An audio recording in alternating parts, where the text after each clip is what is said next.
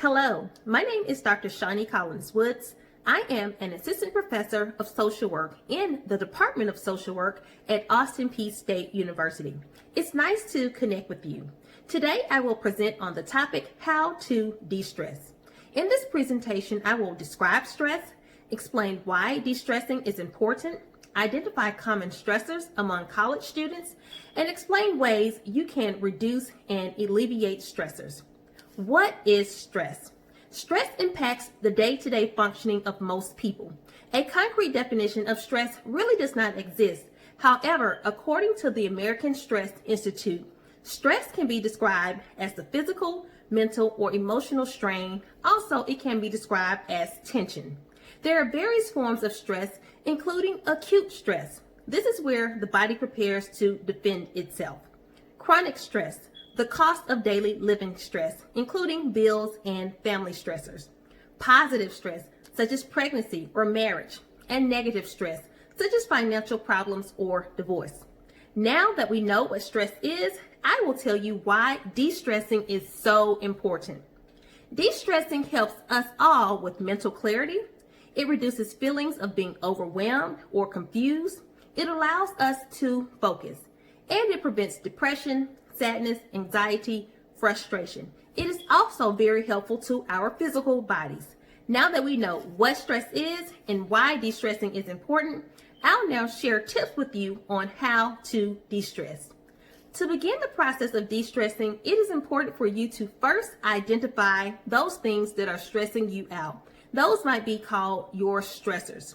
This means you ask yourself, why are you stressed? What is stressing you out?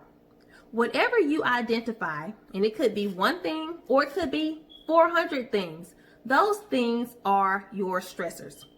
College students are often faced with stress. So whether you're a non-traditional student, a first-time student straight out of high school, military affiliated, student from a racially and ethnically diverse population, you will deal with stress, especially students who do not have a support system at home. And oftentimes they may include first-generation students.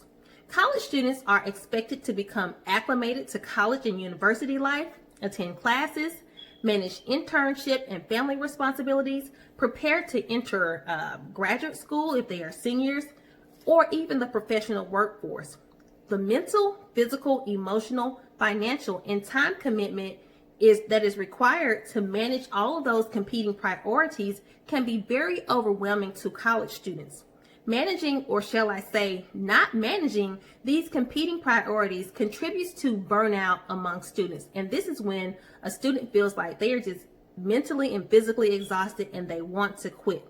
So take stress seriously if you are a student, and learn how to identify stress and learn how you can live a productive life that is maybe not 100% stress-free, but learn ways that you can reduce your stress. So let's get into some of those common stressors among college students. Stressors can be family responsibilities such as child rearing, caretaking, cooking, cleaning, those everyday duties that are required within family structures. Financial stress such as financial aid. Maybe you didn't receive your financial aid. Needing a job, a loss of a job. Health stress such as sickness, illness. COVID-19 is a big stressor for all of us. A disability, a new health diagnosis, pregnancy or pregnancy loss. A traumatic event can be very stressful, such as the death of a parent, relative, guardian, the death of a loved one, a relationship breakup, the loss of a pet, sexual assault. A car accident, something that is very unexpected or very traumatizing, is something that will just completely shake your world. This is a very stressful event. Sexual orientation and identity issues.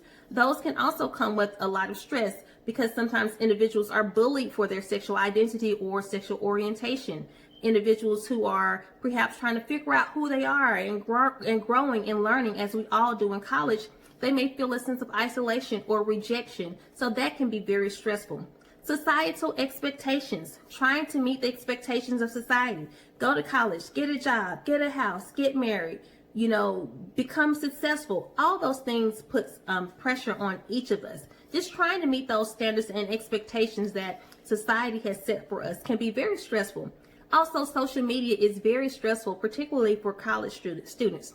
Trying to keep up with everyone, keep up with your high school classmates, your friends from college, your boyfriend, your girlfriend, your partner, making posts every day. Now college students are running businesses from social media accounts. All of that contributes to stress. So once you identify your stressors, and like I said, you can have one stressor or you can have 400. Hopefully you don't have 400. But once you identify those stressors, it's important for you to compartmentalize. Why? Because you cannot address every single thing in one day. So think of your stressors as a big iceberg, right? These things are really stressing you out. They are this iceberg. Well, you can't, dismantle an iceberg in one day. What do you have to do? You have to chip away at that iceberg. So in order to do that, you need to compartmentalize those things that are stressing you out. So think of it in terms of, what are the top 5 things that I feel really stressed about? Okay, so once you identify those top 5 stressors, you can work to reduce those stressors or even to eliminate those stressors. So ask yourself, is money in my top 5? Is it family in my top 5? Is it a bad relationship that's in my top 5? And how can I make some changes in my life so that I don't feel so stressed and overwhelmed? For example, when I was a college student 20 years ago, many moons ago, I had a lot of stress because I was in a toxic relationship, okay? And that relationship was just a bad relationship. We were young. It was a relationship that I did not need to be in. And many of my friends were also involved in these, just crazy college relationships. And what I realized is that I had come to college with this beautiful GPA, was Miss High School in my local hometown, was, very popular, had gone to college with a beautiful GPA of a 3.6. But, dealing with this relationship that was not the healthiest, it led my grades to suffer. And so as I started to reflect on that, I was getting out of college, I said, this cannot go on. So let me eliminate this stressor. And so I say that to you because oftentimes in college, it's a place where you're forming your identity, you're getting involved in relationships, and relationships are a high sense of stress for many college students. I meet men and women each semester, ever since I've been teaching, that's been over 15 years, students come in and their top stressor is relationships. So as an educator, I deal with that and try to help students navigate that. But also as college students, I know you're going through that. So look at that relationship. If it's stressing you out, make sure you get away from anything that's toxic. Remember, you are your own best advocates. So there are some things you can change, like an unhealthy relationship, and there are some things you may not be able to change immediately, like COVID-19. We cannot change COVID-19. It is a persistent stressor that has not gone away. It actually seems like we don't know when the end is going to be in sight. But what we can do to eliminate some of our day-to-day anxiety around COVID-19 is to wear face masks and follow the recommended guidelines to keep ourselves and others safe, right? So those are some things we can't change, but we can change some of our behavior. So, for example, another thing you possibly can change that is stressing you out, if social media is stressing you out, limit your time on social media. If someone is harassing you or bullying you, which, by the way, is a felony, make sure you put some barriers in place so that, you can block that person. But try to make sure that social media is not a sense of stress for you because it can be very overwhelming. For example, also, if your grades are a sense of stress for you, that's something you can possibly change by reaching out for support. Talk to your professors, talk to your parents or those within your support system. Ask for the help that you need. If you don't ask for help from people, how will they know that you are experiencing this stress? Austin Peay is a very supportive environment. We don't want you to drop out of college. We want you to go and succeed and thrive as individuals, right? So make sure you're reaching out to your professors. There's no point of failing an assignment when you have a great support system. So make sure you reach out for accountability and make sure you're connecting with people who can help you. If you're struggling to pay for school or need some financial aid, there are resources on campus. So again, identifying those support systems will help you to alleviate your stress. Also, if your relatives or your friends are a sense of stress in your life, try to have a conversation with those important people in your life and tell them how you are feeling. Say, hey, I'm going through a really challenging time right now. COVID-19 is stressing me out a little bit. We're doing everything online, and that's a lot of extra work for me as a student. Plus, I have my family issues. I would appreciate it if you were more supportive, or if we could kind of work through some of the challenges we're having. If you try to have that conversation and it's successful, great. But if that conversation is not successful, I would strongly encourage you to put some boundaries in place between either you and your family members or even you and your friends. And remember, boundaries are not you cutting out the world. They are important to protect your mental peace, all right? You deserve happiness, joy, and mental peace. As a college student, don't take that for granted. So you deserve happiness. You deserve to wake up with mental peace and to be in a place where you are not so stressed out every day. And if people are stressing you out, you must put boundaries in place for your own protection, right?